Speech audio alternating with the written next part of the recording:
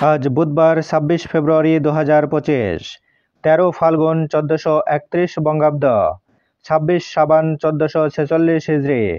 জানিয়ে দেব আজকের দৈনিক নয়াদিগন্ত পত্রিকার শিরোনামগুলো। অতিরিক্ত আইজি সহ ৪২ পুলিশ কর্মকর্তা ওএসডি। পিলখানা হত্যার সুবিচার নিশ্চিত করতে জাতি দায়বদ্ধ, ডক্টর ইউনূস।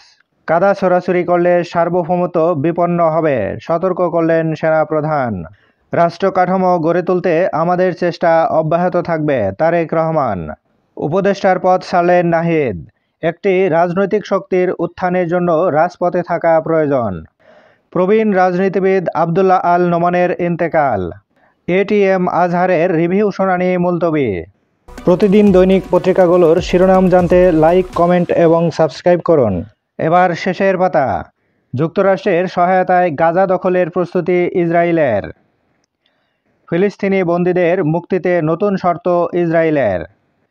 গাজায় তীব্র শীতে ৩ শিশুর মৃত্যু।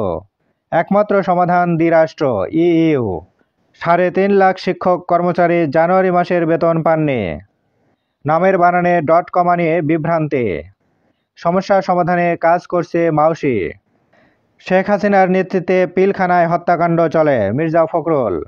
ব্যবসায়ীরা অনেক সময় একপেশে কথা বলেন, অর্থ উপদেষ্টা। জুনেই বাজেট, রোজার পরে মূল্যস্ফীতি ৭ থেকে ৮% নামবে। বিবিসির বিশ্লেষণ, ভারতের সাথে সম্পর্ক হ্রাসে বাংলাদেশকে আকৃষ্ট করেছে চীন। আওয়ামী দুঃশাসন, আজও আঁতকে ওঠেন মুরাদনগরবাসী।